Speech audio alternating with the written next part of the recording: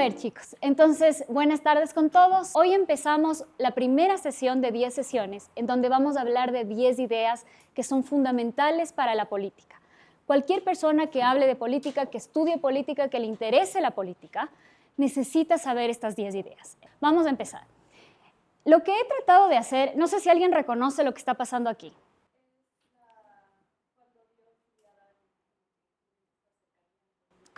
¿Sabes quién pintó el cuadro? Miguel Ángel. Bien, punto. Se llama La creación de Adán, ¿ok? Entonces, para este cuadro ha habido un montón de interpretaciones. Algunas personas piensan que, ¿sí ven que esto parece un vientre? Ok, algunas personas piensan que es un vientre. Es una pintura tremendamente famosa y de hecho es tan famosa que ha habido un montón de réplicas. Entonces ahí hay pizzas, ahí hay cerveza, ahí hay una guitarra, está Pink Floyd. Pero una de las interpretaciones que a mí más me gustan es aquella interpretación que dice que Miguel Ángel intencionalmente puso su dedo así, de tal manera que la voluntad de alcanzar a Dios dependía de los seres humanos. No sé si ustedes habían escuchado esa interpretación de la pintura, pero lo que me gusta de esta idea es que al final del día está en los seres humanos, está en nosotros, no sé si alcanzar a Dios, pero ciertamente vivir en paz, vivir de manera pacífica, reconocernos como seres humanos distintos y aceptarnos. Y entonces estas 10 ideas, ¿y por qué empezamos con un cuadro de Miguel Ángel? Tratan de moverle ese dedo. Lo que yo quiero hacer con estas sesiones es tratar de moverle ese dedo a ver si es que ustedes, como estudiantes de ciencias políticas y las personas que observan este video, hacemos el esfuerzo por construir, en este caso, un Ecuador un poco más pacífico. ¿Cuáles creen ustedes que son los problemas que más les preocupan a los ecuatorianos? Seguridad. Ok, seguridad. Isaac. Empleo. Educación. Salud. Se les está yendo el más. Ya dijeron empleo. La delincuencia. La delincuencia, ya dijeron seguridad. Corrupción. Los 3 problemas que más preocupan a los ecuatorianos actualmente son corrupción, desempleo y seguridad. Ahí por el problema 7 encuentras educación, ahí por el problema 8 encuentras preocupaciones del medio ambiente, pero los 3 grandes problemas durante los 2 últimos años y durante las últimas décadas realmente han sido economía, corrupción y en los últimos años seguridad. ¿Ustedes están de acuerdo? ¿Creen que esos son los mayores problemas que tenemos los ecuatorianos o alguien piensa que tenemos algún otro problema que no se está tomando en cuenta en los mayores problemas que tenemos? Todos estamos de acuerdo en que los problemas que tenemos son seguridad, corrupción y nadie tiene trabajo. Ok. Yo les quiero proponer otra manera de ver esto.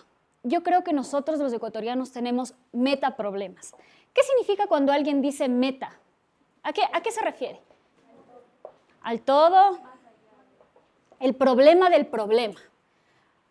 ¿Qué se les ocurre a ustedes que podría ser el problema del problema? El problema detrás de la corrupción, el problema detrás de la falta de empleo o del mal estado de la economía, el problema detrás, ¿los qué? Malos funcionarios, ok. La cultura política. ¿A qué te refieres, Isaac? No sé si es que, ¿a qué te refieres cuando dices la cultura política?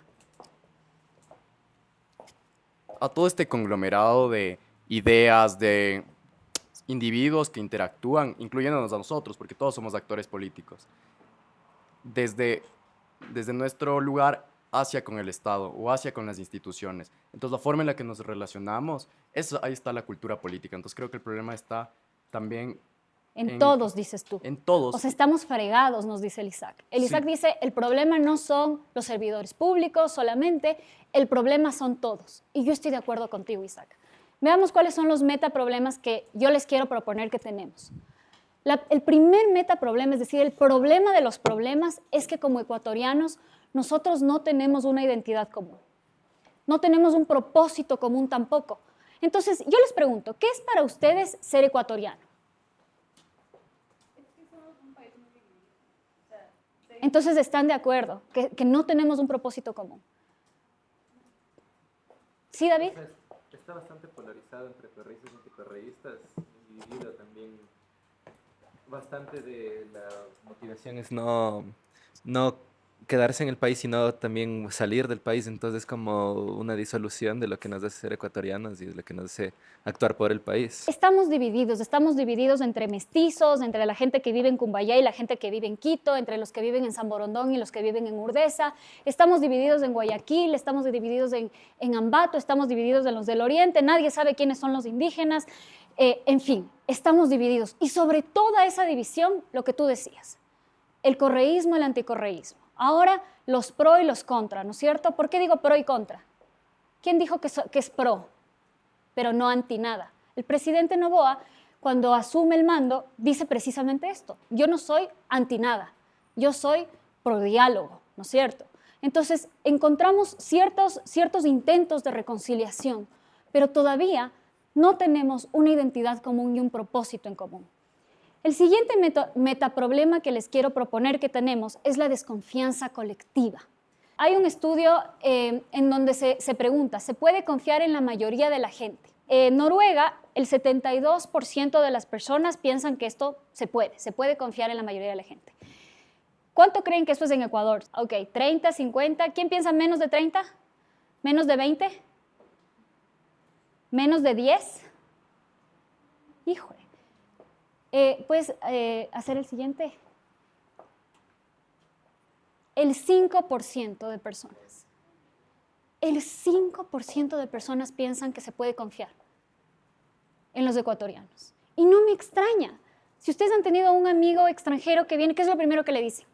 Si es que alguien se te acerca, no le hables. Y yo me acuerdo cuando estaba haciendo mi maestría afuera y venía la gente y se me acercaba a pedir direcciones y yo pensaba que estaba en Quito, entonces salía corriendo. Y la gente debía pensar como, ¿qué le pasa? Qué maleducada.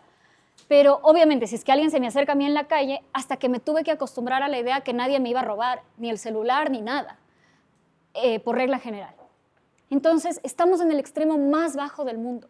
Solo Colombia, Perú, me parece, y otras pocas naciones tienen menos confianza con nosotros. Tenemos una desconfianza crónica, lo que significa que ustedes seguramente no confían ni en el guardia que está afuera, que le vea la computadora si es que se van al baño. Imagínense lo que es eso, no poder confiar ni siquiera en eso. Peor dejar la computadora solo un segundo mientras se levantan a coger café. En su propia universidad, en una de las mejores universidades del país, pasa esto.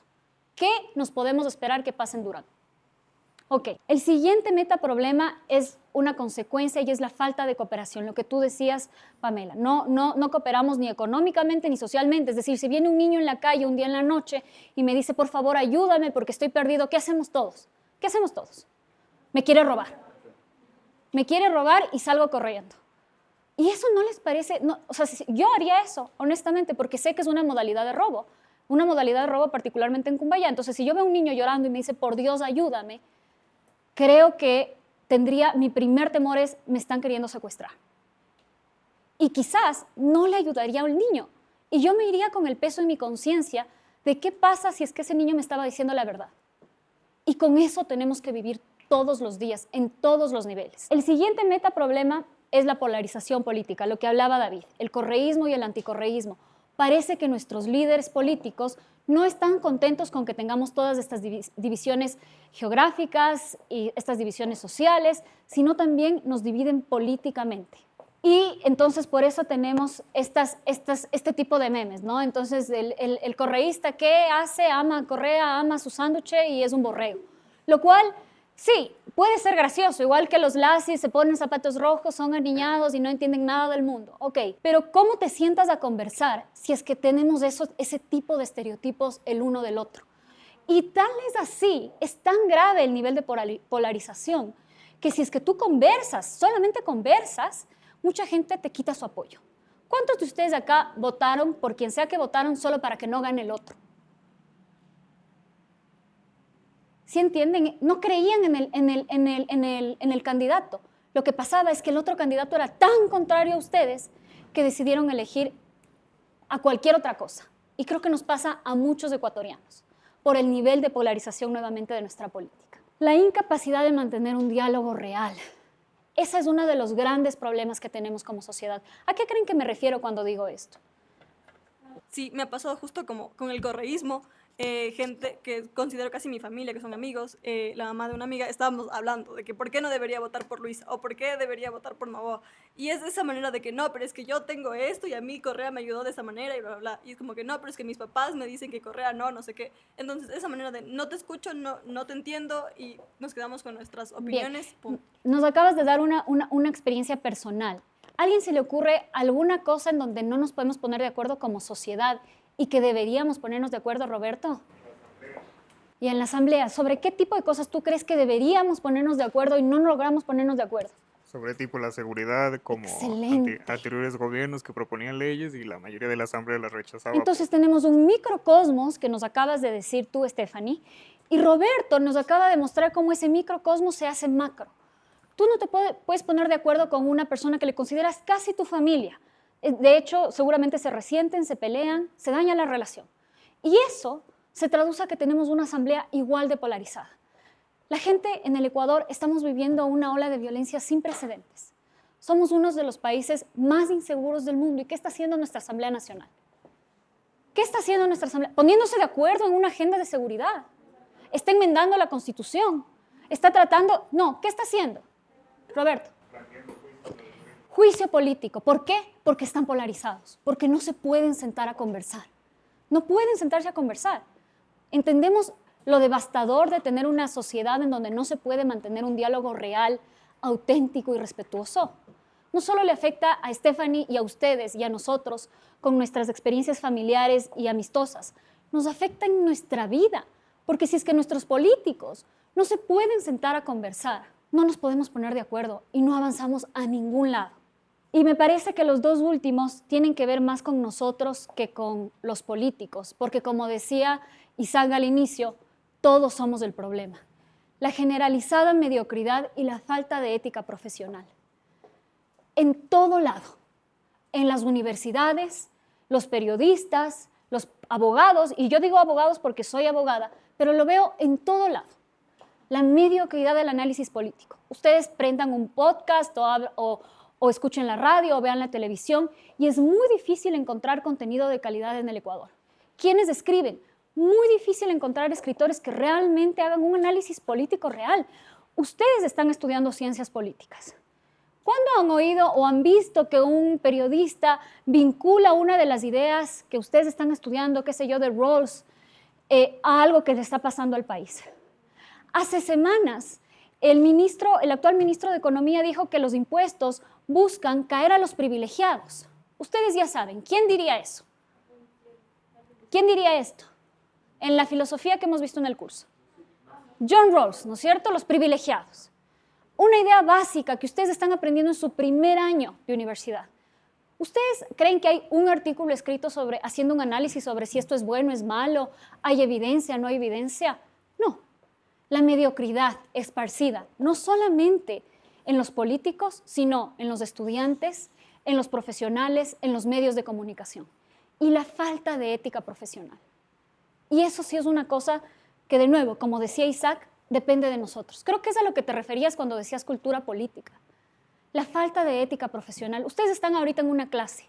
¿Qué deberían estar haciendo? Poniendo atención. No deberían estar en WhatsApp, no deberían estar en Facebook.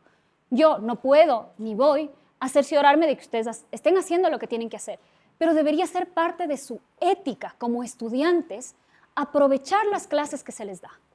Y eso que a veces uno no hace, se traduce en todo. Ok, entonces les he puesto dos imágenes. No sé si le reconocen a este señor. Sí, Francesca.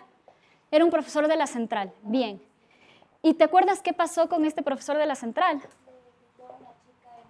Clase, creo que virtual. Sí, le gritó, le humilló, fue horrible. Si es que no han visto este video, vean y sientan iras después de esta clase. Es una cosa horrorosa. Entonces la chica estaba en clases, en una clase de medicina, y obviamente los médicos en este país se creen lo máximo, y no solo los médicos, sino ciertos abogados y ciertas profesiones, porque ya vamos a ver por qué hacemos eso. Y entonces renuncia, ¿no? Después de que esto se hace viral. ¿Y ustedes creen que pidió disculpas? No. Dijo, el tiempo me dará la razón en su carta de renuncia y firma. José Augusto Durán Chávez, MD, GO, MS, PhD. Tienes 60 títulos, entonces gritarle a una alumna de esa manera y humillarle de esa manera tiene que estar bien. Porque una persona con 5 títulos tiene que hacer lo correcto. Y entonces aquí quiero llegar a otro problema de nuestra sociedad, que es que la élite intelectual, las personas que hacen sus maestrías, las personas que salen del país, las personas que hacen sus doctorados, se creen omnipotentes, omnipresentes. Y creen que tienen el derecho de humillar a los demás. Y ese no es el rol de una élite.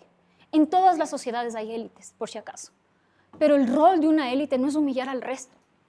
El rol de una élite es sentar ejemplo de carácter. Precisamente lo que nosotros tampoco tenemos. ¿Ok? Les he puesto también otra imagen más ficticia, pero este fenómeno de yo por ser abogado o yo por ser lo que sea puedo gritar a quien me dé la gana, lo veo prácticamente semanalmente en las noticias. Y eso me parece que es completamente nocivo en una sociedad como la nuestra. ¿Qué es esta imagen? Sí, Roberto. El despacho de Wilman Terán. ¿Alguien sabe quién es Wilman Terán? Isaac. Presidente del Consejo de la Judicatura. ¿Qué pasó con el presidente del Consejo de la Judicatura? ¿Cómo no pueden saber? Cuéntanos, Isaac. El día de ayer en la madrugada, dentro de un operativo de fiscalía, pues varios funcionarios de la función judicial en general fueron allanados, entre estos el presidente del Consejo de la Judicatura, Wilman Terán. Entonces, luego, ¿en qué caso que debieron haber oído en las noticias? ¿Cómo Metástasis se llama el caso. Metástasis, que pasará a la historia sin duda. Correcto. Entonces, luego también cuando entran a allanar, en este caso, la oficina del presidente, en el complejo del Consejo en el complejo judicial, entran a la oficina y encuentran debajo del escritorio una botella de whisky. O sea, para mí esta imagen es la decadencia de la función judicial. Además está la bandera del Consejo de la Judicatura con los colores de nuestra patria sagrada, de uno de los órganos, del órgano administrativo más alto de justicia en el país, con la decadencia. ¿Y esto? ¿Alguien vio esto en redes? Allanaron también una fiscalía, a la Fiscalía de Pichincha, me parece a varias fiscalías, y encontraron esto, pillo buena gente, en el escritorio de un fiscal. ¿Qué nos dice de nuestra sociedad? ¿Qué tiene que pasar a tu alrededor para que tú pongas como emblema que eres un pillo buena gente? O sea, que ya no tienen ni siquiera vergüenza para decir las cosas. No solo Se que no toman tienen al frente vergüenza. suyo, tienen ese de pilla buena gente. Y él mismo tiene una carta de los Latin Kings pidiéndole fundas de caramelos. No solamente que ya no hay vergüenza, pasa algo peor, que te enorgulleces de ser pillo buena gente. Eso es lo que está pasando en el Ecuador. Que el pilas, que el inteligente, no es el que trabaja bien y honestamente, no es el buen estudiante que se esfuerza y estudia y hace resúmenes y trabaja. No, es el pillo buena gente. Él es el pilas, él es el bacán. El que se cola en el tráfico, el que copia en el examen, él es el pilas. Eso es lo que está pasando en nuestra sociedad. La infelicidad y su generación está particularmente afectada por la falta de propósito, por la ansiedad y por la infelicidad y la depresión. Me parece, voy a subirles el estudio, pero me parece que en las últimas 4 décadas se ha cuadriplicado el número de suicidios en los jóvenes. Eso es una locura. ¿Qué está pasando? ¿Por qué la gente se está suicidando de esta manera? Particularmente los hombres. ¿Por qué ningún político está hablando de esto? Por todo lo que acabamos de decir. Principalmente, creo que por la mediocridad de los políticos de no poder entender ni querer entender a los ciudadanos. Bien, sigamos. Lo bueno es que podemos solucionar, ¿verdad? ¿Verdad? ¿Podemos solucionar o no podemos solucionar? ¿Qué piensan? ¿Podemos tratar de mover el dedo o no podemos tratar de mover el dedo para tocar la paz? Ok, yo creo que podemos. La primera idea de lo que podemos hacer para solventar estos problemas, la primera idea que ustedes tienen que saber para comenzar a mover el dedo de Adán y acercarnos a Dios, al bien, a la paz, es entender que nosotros somos seres sociales e intuitivos, más que egoístas, racionales o santos altruistas. ¿Alguien se acuerda de esta imagen? Bien, punto. El noble salvaje. Ok. Entonces, les voy a contar por qué es importante que ustedes sepan algo tan separado de la realidad para solventar problemas tan complejos. Primero necesito sentar un poco de la base filosófica, política detrás de esto. Entonces, durante la historia de la humanidad, hemos tenido un debate interminable de cuál es la naturaleza del ser humano. ¿Somos más mente o somos más corazón? Y los filósofos han estado completamente divididos sobre esto. ¿Ustedes qué piensan? ¿Somos racionales? ¿Qué te hace pensar que no somos tan racionales como pensábamos? Porque al fin de cuentas somos seres emocionales, actuamos por impulsos y después, como se dice, tratamos de justificarlos. O sea, después de hacer todas las cosas decimos, pero lo hice porque... Ok, bien, gracias Rafa, punto. Ok, y vamos a ver un poco sobre la teoría de que no somos racionales. Pero Platón, ustedes ya conocen esta imagen, fue una de las primeras personas que dividió el alma, fue el primero, según entiendo, que dividió el alma en tres, no el primero. Racional, espíritu y apetito como deseos, ¿verdad? Y ustedes ya saben que para Platón la razón estaba en la figura geométrica más perfecta para él, que era nuestra cabeza. Y nuestra alma estaba dividida en tres, ¿ok? El padre de la filosofía pensaba eso.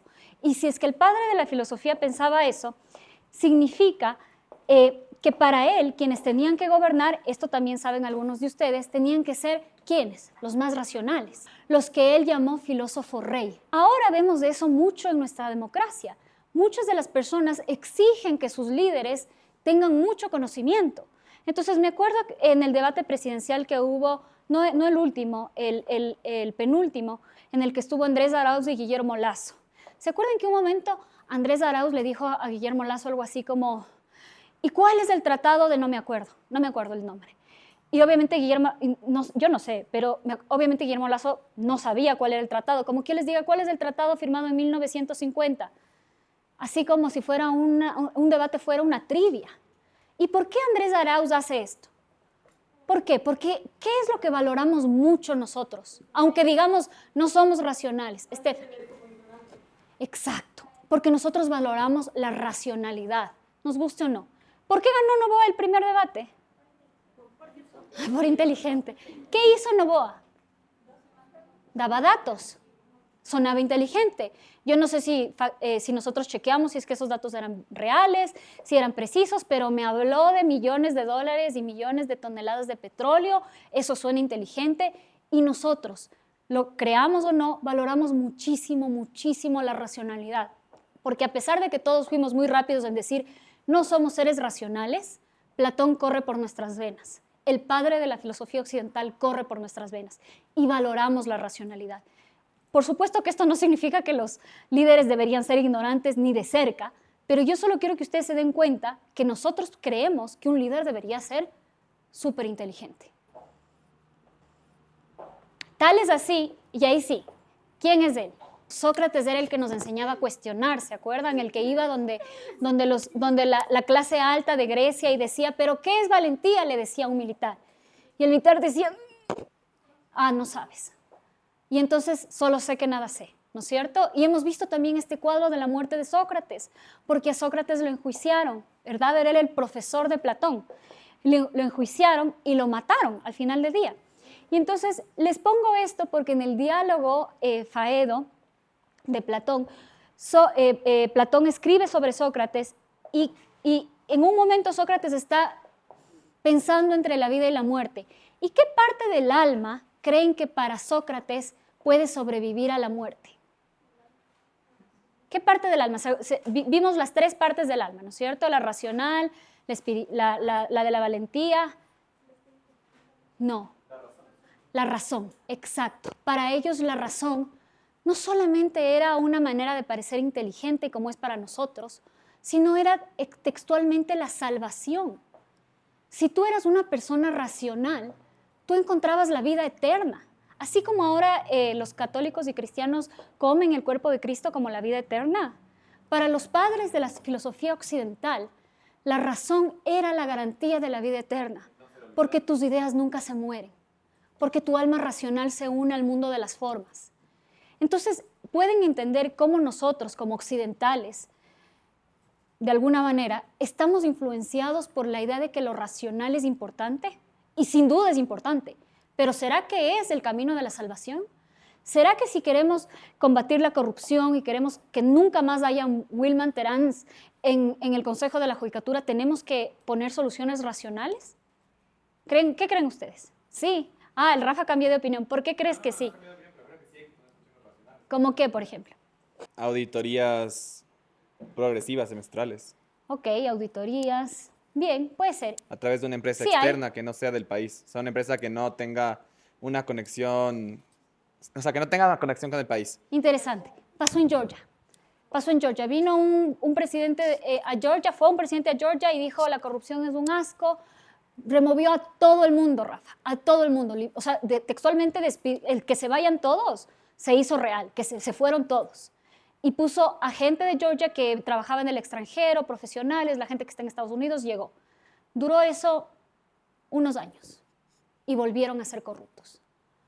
No se trata solo de cambiar, entonces, no se trata solamente, entiendo lo de la racionalidad y por supuesto que estoy de acuerdo. Nunca podemos dejar de lado la racionalidad, pero no es cuestión de limpiar, no es tan fácil. ¿Cómo podemos comenzar a acercarnos a las soluciones entendiendo que somos seres sociales? Vamos allá. Y todos estos filósofos le siguieron a Platón y entonces Kant, Descartes y un montón de economistas, un montón de psicólogos le siguieron a Platón. Sin que se den cuenta, tal vez algunos sí, otros no, pero la racionalidad está metida en nuestro pensamiento occidental. Tal es así que llegó a nuestra cultura pop.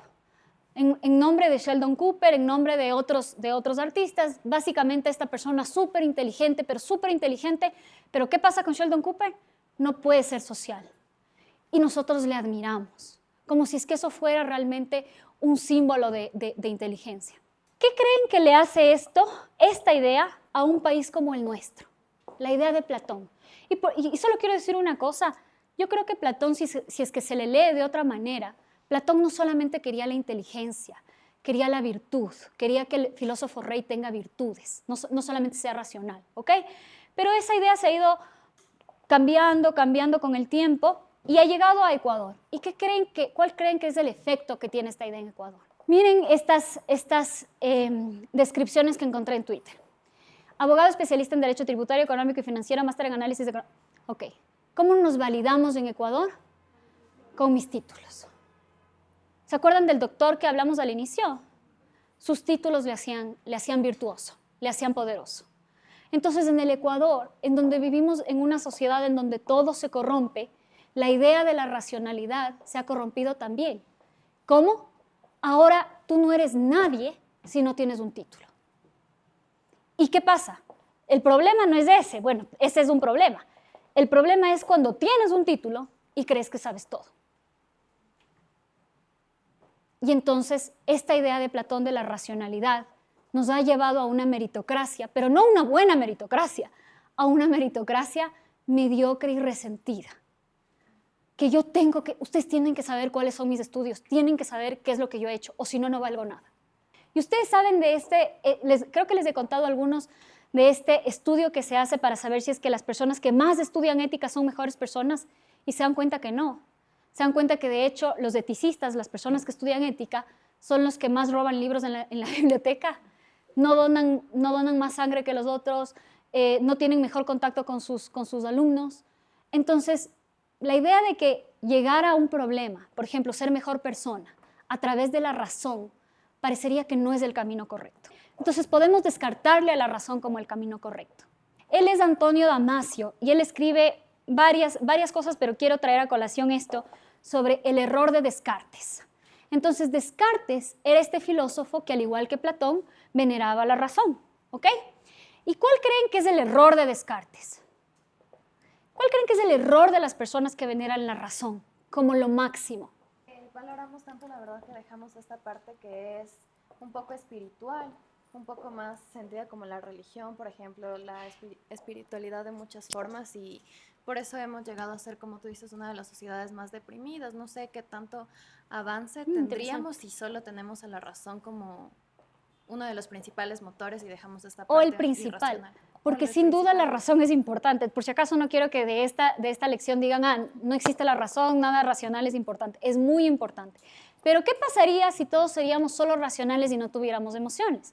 Y de eso se trata un poco el libro del error de Descartes. Entonces, lo que nos cuenta Damasio es que una vez hubo un paciente Elliot, se llamaba, y al paciente Elliot le salió un tumor en la parte frontal de su cerebro y le operaron. Y hay un cambio en el paciente Elliot que era de no esperarse. Entonces, el paciente Elliot tenía un nivel intelectual más alto que el promedio antes de la operación y también después de la operación, ¿ok? Entonces él podía razonar de manera abstracta sin problemas, de hecho mejor que el promedio. Pero cuando le tocaba tomar una decisión al paciente Elliot, se dan cuenta que porque le removieron el tumor, afectaron su capacidad de sentir emociones, de procesar emociones. Y él finalmente perdió su trabajo, le despidieron, se divorció y sus amigos le calificaban como un estúpido, porque él entendía cómo se razonaba mejor que cualquiera de nosotros seguramente, pero al momento de tomar una decisión no podía. ¿Por qué? Porque no tenía emociones. Entonces no sabía priorizar, no sabía qué era más importante, ir a verle a su esposa o trabajar. No sabía tomar decisiones simples.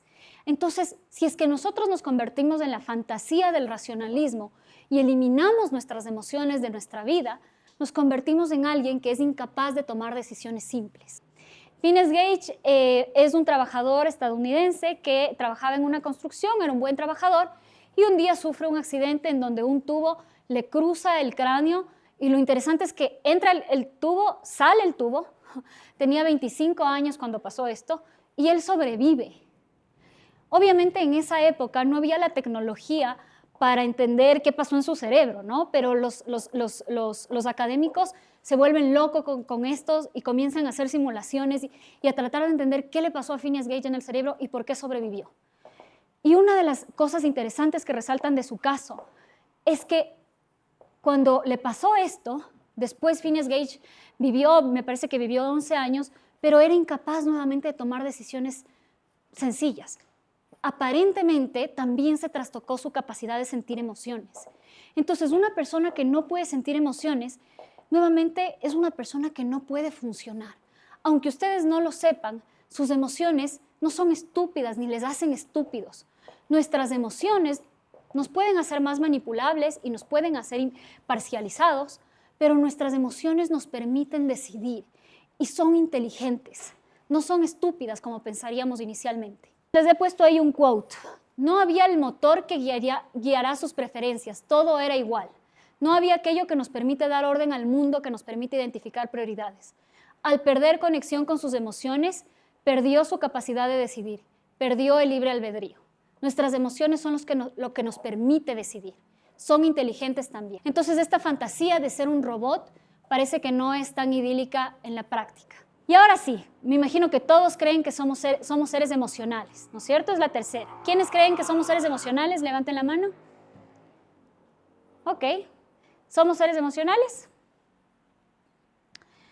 Y es lo que nos contabas tú, el ser humano intuitivo. Entonces, Jonathan Haidt propone esta manera interesante de cómo es la naturaleza del ser humano, en donde somos 99%, dice Jonathan Haidt, un elefante, es decir, nuestras emociones, nuestro subconsciente, nuestro sistema que está escondido, y 1% nuestro es un abogado, la razón, lo que está tratando de justificar nuestra posición emocional. Y yo les decía, cuando ustedes vieron a Luisa González y a Daniel Noboa, seguramente su elefante ya decidió. No tenían que escucharles quizás, porque su elefante ya sabía cómo iban a votar. Y lo único que pasaba es que su abogado estaba tratando de justificar esa decisión. Esta idea no solamente es de Jonathan Haidt. En la economía, Kahneman, que es un economista muy, muy famoso con otros más, lo han tomado así. El sistema 1 es instintivo y el sistema 2 es el racional. Y el 2, dicen ellos, es el 5% del 95%. Esto tiene algo muy interesante y muy, muy chévere para mí, que es, ¿qué tenemos que hacer si es que queremos cambiar la mentalidad de las personas? Lo que decía Lisac al inicio, si es que queremos cambiar la cultura de las personas, ¿qué tenemos que hacer? Según Haidt, según estos psicólogos, según los economistas. ¿Perdón, Rafa? ¿Perdón, María José? Hablar al elefante, ok, pero el elefante es tan fácil de hablar si es que estamos polarizados. No, entonces, ¿qué tenemos que hacer? Entonces, tratemos de aterrizar esta idea. Tenemos problemas gravísimos, ¿estamos de acuerdo? Ok, esos problemas gravísimos parece que no se van a solucionar solo con decisiones racionales. No con crear una institución, ni con que venga un gran hombre a gobernar. No, parece que tenemos que cambiar algo nosotros. ¿Cómo hacemos ese cambio? ¿Cómo hacemos que en Durán los jóvenes dejen de unirse a los carteles y vayan a la escuela. ¿Qué hay que hacer? Solo quiero contarles la primera idea de entender que somos seres sociales e intuitivos y no tan racionales. Es que para cambiar al elefante tienes que rodearte de elefantes. Eso nos dice Jonathan Haidt. ¿Y esto qué significa? Significa que cuando ustedes se rodean de personas, por ejemplo, que estudian mucho o que leen mucho, ustedes, sus elefantes, copian esos comportamientos a la larga. Por eso es este dicho de dime con quién andas y te diré quién eres. La idea es rodéate de personas que te pueden hacer cambiar. Por eso en alguna clase yo les decía qué ecuatoriano ustedes admiran y creo que nadie me pudo decir un nombre. No admiramos a nadie. Y ese es el gran problema de no tener a quién admirar. Porque cuando nosotros admiramos, nuestros elefantes copian ese comportamiento. Entonces yo me imagino que hace una buena mujer, digamos, una buena abogada. Una buena abogada para mí sería buena con su familia, haría servicio a la comunidad, trataría, ¿me entienden? Y entonces yo le observo a esa buena abogada y digo, ojalá algún día yo pueda ser como ella, y veo cómo se comporta en las cosas pequeñas y cómo se comporta en las cosas grandes, y aprendo, y mi elefante aprende. Entonces, para cambiar a las personas, sí, tienes razón, Rafa, hay que concentrarnos en los elefantes a través de programas en donde las personas vayan primero a entenderles a los jóvenes, primero a saber por qué están delinquiendo, porque qué pasa si delinquen porque tienen problemas de adicción, o qué pasa si delinquen porque son pobres, no sabemos. Y luego a tratar de convivir con ellos de tal manera de que eso salga de ahí, salgan de ahí, ¿entienden? Esas son las estrategias que nuestros políticos deberían estar discutiendo ahorita en la asamblea. ¿Ok? No sé de qué se trata el plan Phoenix, parece lamentablemente que tampoco sabe el gobierno, pero me gustaría saber si es que el plan Phoenix considera esta evidencia para luchar contra la inseguridad. O solo piensa que vistiéndonos a los policías de Robocops vamos a salir de este problema. Por supuesto que hay que dotarles mejor a los policías, y por supuesto que hay que poner mecanismos de supervisión, como decía Rafa, y hay que establecer mecanismos para que los políticos estén constantemente chequeándose. Por supuesto, no hay que abandonar la razón, pero solo la razón no te lleva a ningún lado. Tampoco solo la emoción. La emoción te lleva a los populistas. Los populistas solo apelan a la emoción, y las ideologías apelan solo a la razón. Y nosotros necesitamos ambas. El que seamos seres emocionales e intuitivos y no tan racionales significa una cosa. ¿Qué creen que significa? ¿Isaac? Somos poco predecibles, más bien somos predecibles en la irracionalidad. Y a eso me iba, estamos sesgados. Por ejemplo, un sesgo que tenemos los seres humanos es que las personas más atractivas son más virtuosas y son más buenas. Esto significa en la justicia que los criminales que son más guapos tienen menos probabilidades de que les condenen o reciben una condena menor que los más feos. Así de sesgados somos. Como somos intuitivos, como no somos tan racionales, somos propensos a sesgarnos. Ok. Y este es el efecto Macbeth. También somos propensos a que nos manipulen. Entonces yo les contaba que las personas que se lavaban las manos antes de una encuesta, solamente por sentirse más limpios, terminaban siendo más conservadores por unos minutos. Entonces, el hecho de que nosotros seamos intuitivos, el hecho de que nosotros seamos seres no tan racionales como parece, nos hace presas de la manipulación emocional y de los estereotipos y los sesgos. Con esto terminamos. Entonces, ¿qué somos? Somos seres sociales. Somos seres intuitivos, somos seres no tan racionales, pero sí racionales, y somos seres sobre todo sociales. ¿Y qué significa que seamos seres sociales? Les quiero poner un caso. Unos científicos trajeron a, me parece que 106 chimpancés, 36 o algo así orangutanes y 105 niños alemanes, y les hicieron unas pruebas sobre inteligencia. ¿Quiénes creen que eran los más inteligentes? ¿Quién creen que les ganó? Tiene que luchar para sobrevivir. El niño no tiene que hacer nada. Ok, yo nunca hubiera adivinado lo que ustedes... Cuando yo vi esto, de verdad, no podía. Puedes poner... Miren, en habilidades de espacio, de cantidad, de causalidad y aprendizaje social. En ninguno hay una mayor hay una mayor diferencia, o sea, más o menos somos iguales a los otros primates, porque somos primates, pero miren en qué les superamos. En aprendizaje social. ¿Por qué? Puede ser que los chimpancés compartan ciertas cosas, pero ellos no se cuentan cosas, no chismean. Entonces, no comparten conocimiento, tienen lenguaje de alguna manera, pero ¿saben qué no puede hacer su lenguaje? ¿Qué no puede hacer el lenguaje de un chimpancé o de un gato que es súper elevado aparentemente? ¿Qué? No, sí pueden. Comunicar sí pueden. ¿Qué no pueden? Crear narrativas. No pueden crear historias. Nosotros podemos crear historias. Y ese es nuestro superpoder. Si ustedes se preguntan cuál es el secreto, por qué el ser humano logró domesticar a todo el resto de animales, ¿cómo? ¿Qué hicimos? ¿Será que somos tan inteligentes? No, no somos tan inteligentes. Somos sociales. Comunicamos, nos aprendemos, compartimos el conocimiento. Y eso nos ha permitido sobrevivir. ¿Y qué pasa si es que lo que yo te cuento es una historia que es peligrosa? Te cuento que somos una gente que no sirve para nada.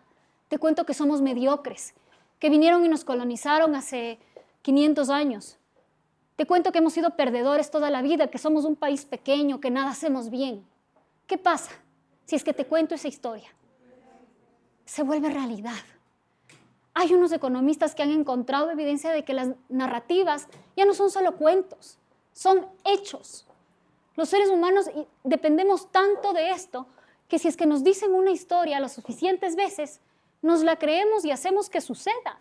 ¿Han visto esto de la manifestación? Yo no sé, no he entrado a ver mucho eso, pero me parece que tiene mucha resonancia con esto, con contarte una historia y hacer que esa historia pase.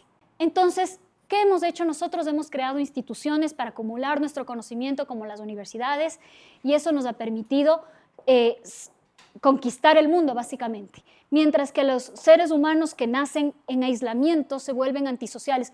¿Ustedes se acuerdan de Rousseau? Y Rousseau decía, el noble salvaje, ¿se acuerdan? Y decía, si es que tan solo la sociedad nunca nos hubiera corrompido y nosotros hubiéramos podido existir libres y felices. Pasó en Rumania bajo un régimen comunista y pasó en un caso en Francia de un niño que vivió en la selva. ¿Y qué pasó con ellos? Nunca pudieron aprender el lenguaje, nunca fueron seres sociales, nunca desarrollaron la inteligencia, porque para que nosotros podamos ser los mejores, esto es hermoso, necesitamos del resto. Solos no podemos salir adelante. ¿Entienden? Así es como hemos logrado sobrevivir por cientos de miles de años, juntos, no solos. Hacen un estudio para tratar de entender cómo es que el ser humano llega a sus últimos años de vida y qué cosas se arrepiente, qué nos interesa. ¿Se acuerdan que dijimos que un problema era la infelicidad? Y se dan cuenta que lo que más nos duele a los seres humanos no es no haber tomado, qué sé yo, la promoción que me dijo mi jefe, o no es que me fue mal en el examen, ustedes que siempre están tan preocupados por los exámenes. No es eso. Ustedes en 50 años, quizás en 3 años, nunca se van a acordar del control de lectura. Lo que se van a acordar es cuando ustedes les fallaron a las personas que les debían cosas. No cualquier cosa, algo moral. ¿Le fallaron a su novia? Eso les va a doler. ¿A su papá, a su mamá? ¿No pasaron el suficiente tiempo con ellos? Eso les va a doler. Les va a doler quizás haber trabajado mucho, dicen las personas que les hacen este estudio. No ser honesto conmigo mismo. Decirme que tenía que ser político cuando realmente tenía que ser cantante. No ser honesto conmigo mismo, no expresar mis emociones. De nuevo, somos seres sociales y nuestros arrepentimientos y las mejores cosas que nos pasan en sociedad. ¿Alguien se acuerda de Adam Smith? El padre de la economía moderna. Yo sé que ya estamos por terminar, pero si se quedan con algo, quédense con que somos sociales y con lo que les voy a contar de Adam Smith. ¿Ya? Sí, bueno, en la economía Smith hablaba bastante de una mano invisible, de nuestros intereses propios, como ver hacia lo que nuestro propio avance. Pero además, ¿qué también dijo Adam Smith? Aparte de eso también hablaba de la simpatía emocional, moral, hablaba de que nos juzgamos del unos de los otros y que eso nos sirve como una guía para actuar. Excelente, en punto, David. comunidad. ¿Ven que esta foto tiene como 2 caras? La gente piensa en las 2 caras de Adam Smith o le llaman el problema Adam Smith, porque Adam Smith escribió 2 libros, La riqueza de las naciones, dicho de manera corta, y también La teoría de los sentimientos morales. Y entonces por mucho tiempo, algunas personas le veían a Adam Smith y decían, esta persona que está profundamente dividida entre que piensa que los seres humanos somos egoístas y económicos y que somos completamente poetas y seres morales. Y uno de los premios Nobel de la economía decide leerle a Adam Smith como a uno.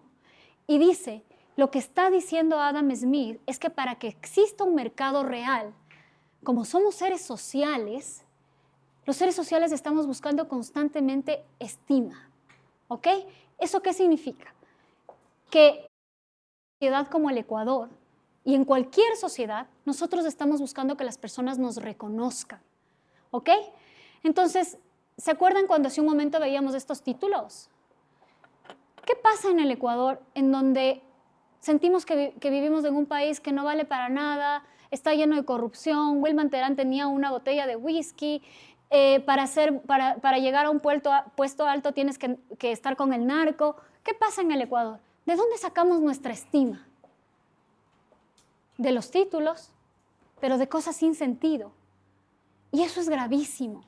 Es gravísimo que nosotros encontremos nuestra estima en formalidades y no en lo que nosotros realmente estamos haciendo. ¿Ok? Entonces, si es que queremos, ¿y por qué esto es importante? Porque si es que quieren ustedes cambiar algo, cualquier cosa, no se olviden que la persona que está ahí sentada quiere estima. Quiere estima como quiere comer. Quiere reconocimiento social. Entonces, si es que vas a erradicar el narcotráfico, ¿por qué? ¿Qué tienes que preguntarte? ¿Por qué las personas del narco encuentran estima en sus bandas criminales? ¿Por qué se ponen choneros, 100% choneros, soy chonero y soy súper chévere? ¿Por qué encuentran estima en eso? Y lo que tienen que hacer entonces es cambiar eso. No quitarles el estima, porque si es que vienen a ti y tú necesitas agua para vivir y te quitan el agua, tú no vas a querer.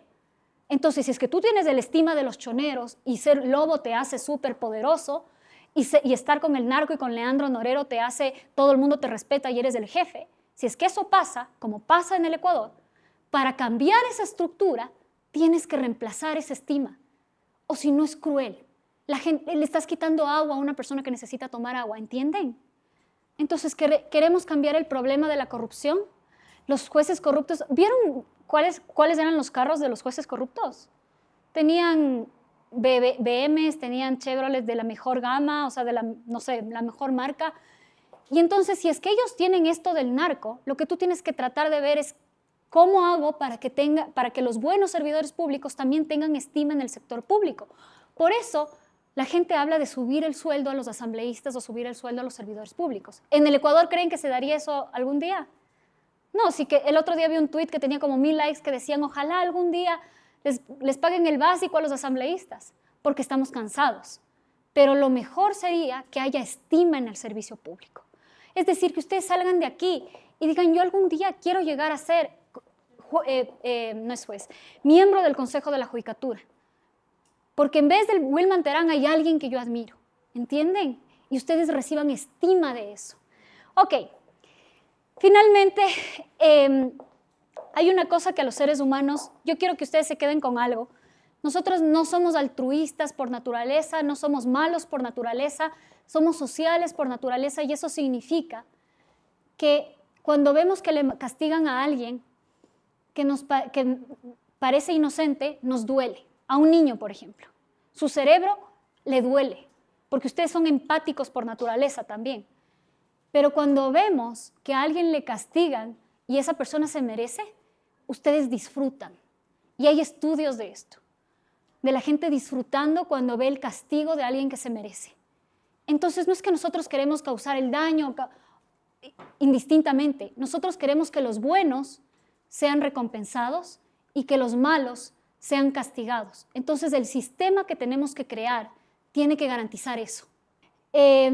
Los griegos lo sabían, los griegos querían expandir su círculo a través de procesos en donde ibas generando mayor respeto. Incluso Platón lo sabía. Y Platón también creaba mitos y narrativas que decía todos nacimos del suelo, algunos somos hechos de oro, los reyes, filósofos, algunos de bronce y algunos de plata.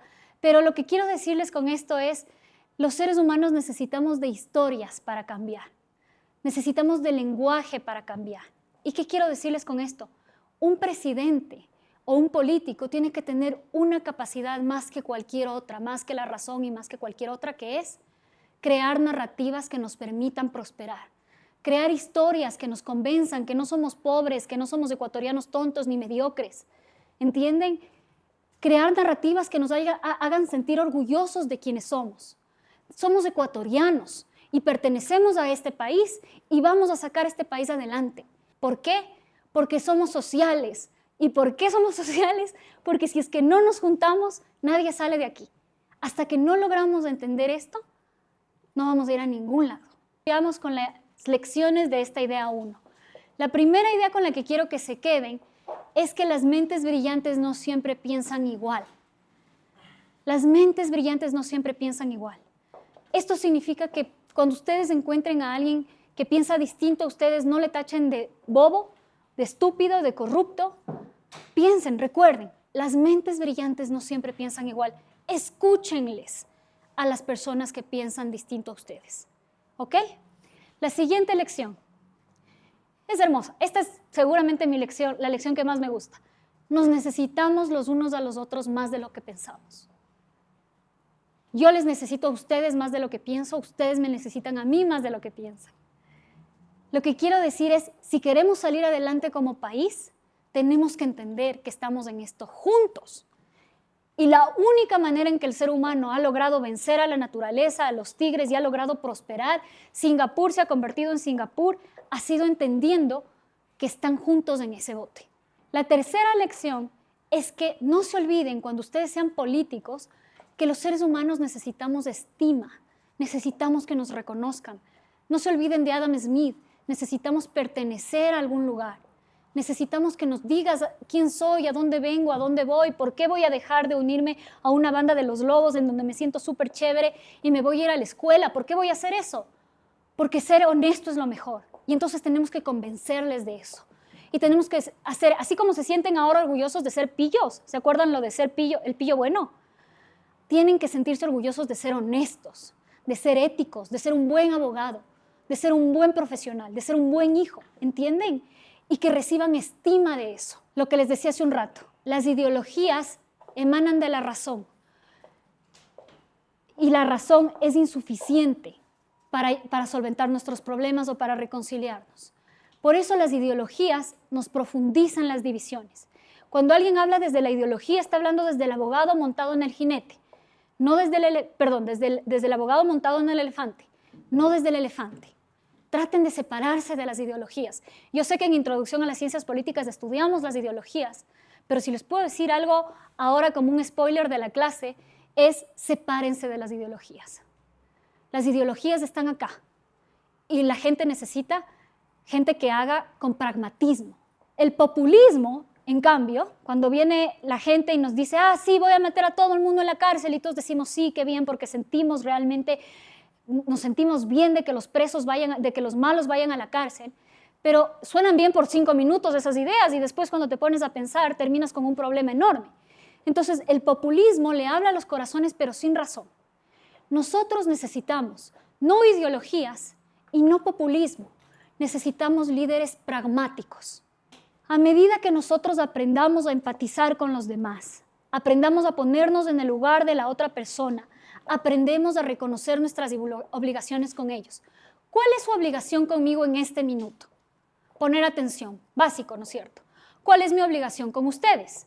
Dar una buena clase. ¿Cuál es su obligación el momento en el que salen de aquí? Cumplir las reglas de tránsito, no manejar y estar en el celular. ¿Entienden? Tenemos obligaciones porque si es que, por ejemplo, ustedes hacen lo que es muy común en los jóvenes y beben alcohol y van y manejan y matan a alguien, están dañando a otra persona. Entonces, a medida que tú te pones en el lugar del otro y dices, ese podría ser mi hermano, el que muere podría ser mi hermano, reconoces que tienes obligaciones porque vives en sociedad. Tienes la obligación de que si es que vas a tomar, te regresas en Uber o ves cómo haces, pero no te subes a un carro. ¿Entienden?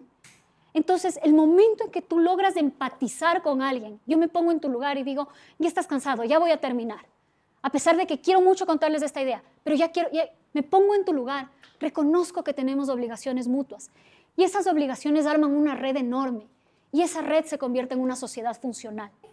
Y la última es que no podemos ni debemos abandonar la racionalidad por completo, pero sí debemos reformular a Platón y reformular a Descartes y reformular a Kant y decir, está bien la razón, por supuesto que está bien que nuestro presidente y que nuestro ministro y que tengan títulos y sepan cifras y entiendan de economía, y por supuesto que está bien, pero no es todo. Somos una sociedad profundamente dividida, profundamente resentida. Necesitamos que nos cuenten historias, que nos comuniquen, que nos ayuden a crear una membrana social lo suficientemente fuerte para que ojalá ustedes el día de mañana, antes de manejar borracho, digan, yo le debo algo a alguien. A mi país le debo no manejar borracho. A mi país le debo ser un juez honesto. A mi país le debo estudiar. ¿Entienden? En la medida en la que nosotros reconocemos que pertenecemos a algo más grande, entendemos que nos debemos cosas. No son individuos aquí libres. Estamos en una sociedad y nos debemos cosas. ¿Cuáles son sus obligaciones? Pregúntense hoy. Si son animales sociales, si su éxito se debe a la sociedad. Ustedes están aquí sentados por las sociedades que han sido exitosas. Hoy vayan a sus casas y pregúntense, ¿qué le deben ustedes a la sociedad? A la sociedad que les permite existir, vivir, que tengan salud, de alguna manera disfuncional, pero la tienen. ¿Qué le deben ustedes, dicho en maneras de Kennedy, qué le deben ustedes al país? Ok, chicos, eso es todo. Gracias por venir y ya.